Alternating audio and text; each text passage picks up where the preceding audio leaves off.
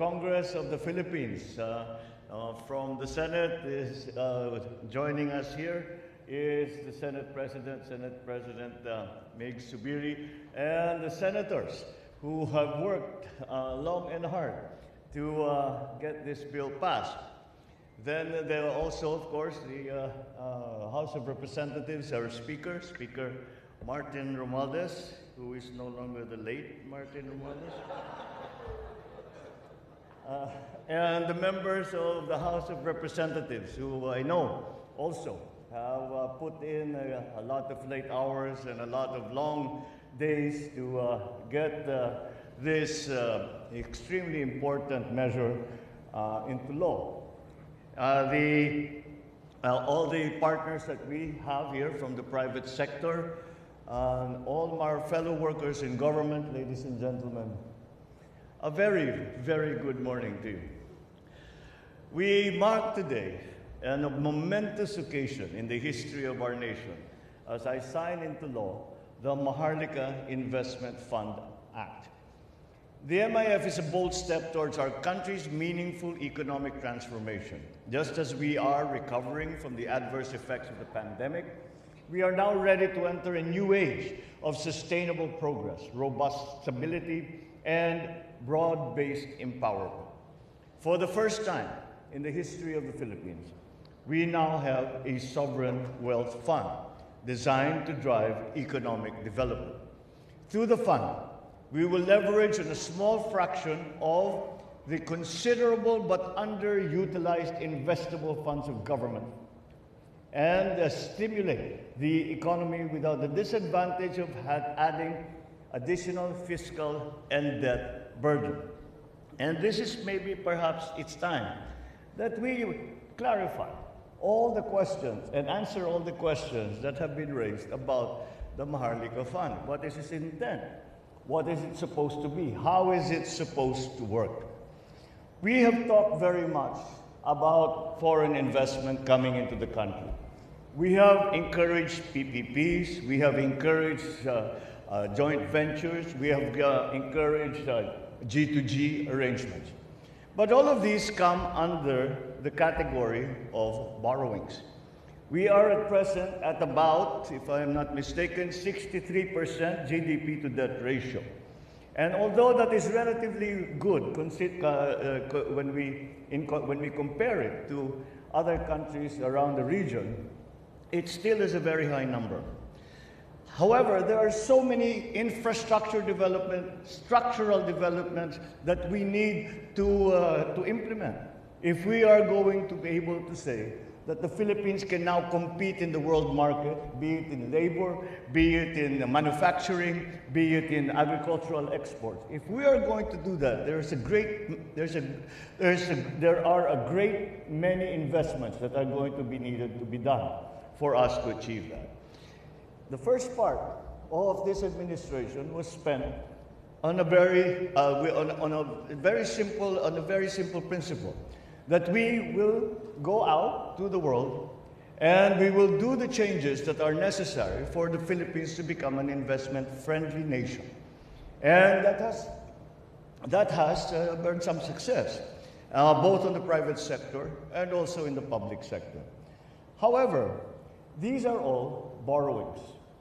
And we now put aside a fund wherein the government's funds that are, as I said, underutilized. The instincts of any financial manager is that money must work for you. It must not sit in the bank and earning an interest rate that is almost up to the level of the cost of money. And that's why we go in and out of these accounts. So these are the elements, this is the context in which we approach the Maharlika Investment Fund.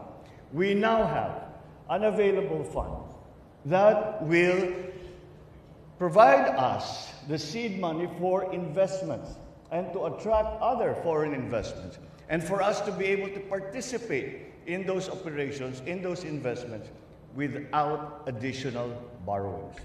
And should let us make sure that the fund is well run. Let us make sure that these are professionals. Let us make sure that the decisions that are being made for the fund are not political decisions, that they are financial decisions, because that is what the fund is. It is essentially a fund that we will continue to invest in. And the fund will fail if we do not make money on the fund. It's that simple. But there are so many opportunities that we cannot allow to slip by. And that is why we have put up the Maharlika Fund, so as to be able to give us the capacity and the ability to join in those investments, be part of that, put in the government counterpart for any of these projects, and without additional borrowings. And quite the contrary, instead of taking on additional borrowings and having to work to pay for the interest and roll over the principal every so often, we now have a fund which will itself make money. And that will increase its capacity and capability to invest in all of these extremely important projects. We are talking about investments in agriculture. We're talking about investments in infrastructure.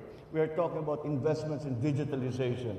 We are talking about the investments in the strengthening of our supply chains. We are talking about all of those elements that the post-pandemic economy has shown us are necessary for us to be able to transform the Philippines into a country that not only is investment friendly, but also is competitive in the rest of the world. That is the point of this fund. That is the reason we have created this fund. And of course, many of you have been extremely important parts in the whole process, and having to try to explain. And I know that people think that they feel they are wary because it's something new, although it isn't. The sovereign funds have been started since the 1950s. However, over the years, sovereign funds have become different from one another. When we were studying the fund, we looked back and we say, let's look at the experience of other people, of other countries. What worked? What didn't work? Where were the mistakes? So we don't commit the same mistakes. And the essential element that came back at us after that study was that every sovereign fund is unique, depending upon the purposes of that fund. For example, in China, they had the agency called CINTIC, which started off as an agency that was that were looking for investments to be brought into China. As China grew wealthier, they changed the ambit of their operations, and it is now, where can China invest outside of the People's Republic? So you can see that there is an evolution. It doesn't mean that what we have made here is it. It will evolve as the context, as the economic situation, as the global situation changes. And as the opportunities arise and the risks are differently assessed, then that is what we will adjust to. However, the point being, as long as we manage it properly, and I contend that we have some of the best economic managers, both in government and in the private sector, that we can count on to run this fund properly. And so that is why it has been very important. Of course, I've been watching the hearings and the debates in Congress about what is it supposed to do, how is it supposed to run. And immediately I said, I'm not in favor of having the original iteration. The president was the chairman of the Sabi, no, you remove us. It was the Secretary of Finance. No. Because inevitably, if you put me or the Secretary of Finance or in a decision-making loop, those decisions will be colored by political considerations. And that must not be the case. We have to look at these things.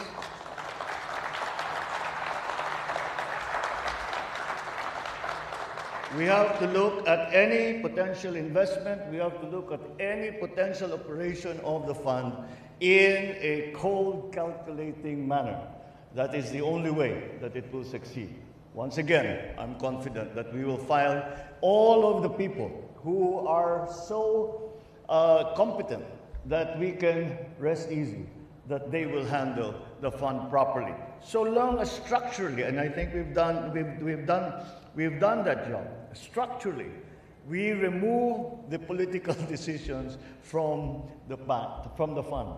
And those political decisions are left with the bureaucracy, the political bureaucracy, and the fund is left to be a fund and operating on a sound and proactive financial basis.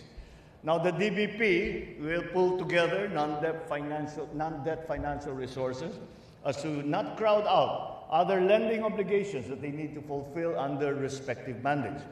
Moreover, the fund has the potential to funnel external financing, reducing the government's burden to finance infrastructure through borrowings, taxes.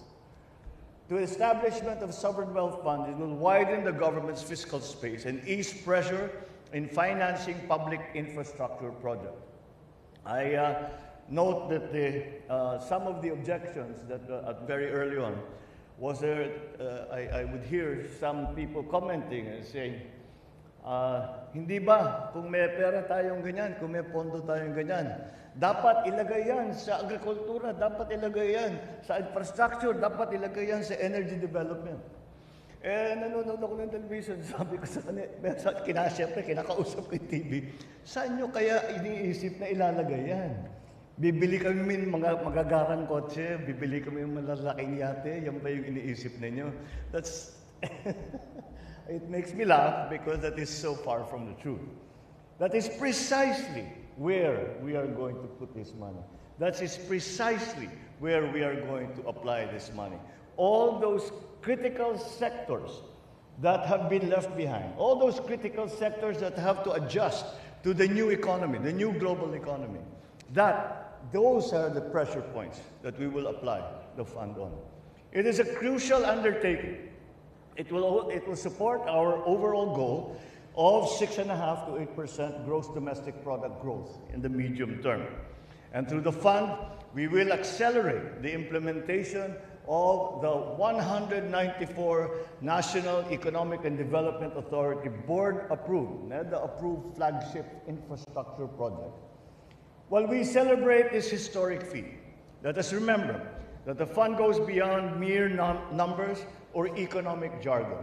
At its core, the IMF carries the dreams and aspirations of the Filipino people. Our citizens who strive for a better future for themselves, their loved ones, and their communities. We take into heart the fact that the numbers we project would mean nothing if they are not seen or felt by the ordinary citizen. Thus, the real challenge is to maintain the integrity of the fund, translate its gains into tangible changes for the benefit of all. I assure you that the fund will be managed by highly competent personnel with a good track record and outstanding integrity.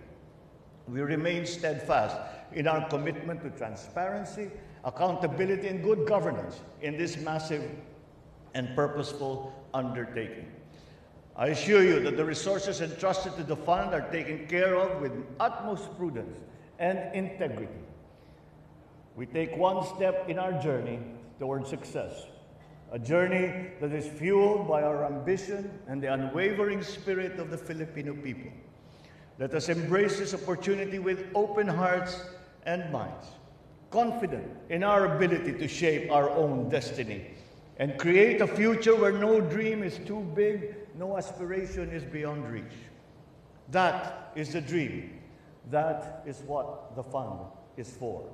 We hope to fuel that dream. Thank you very much at mabuhay po kayong lahat.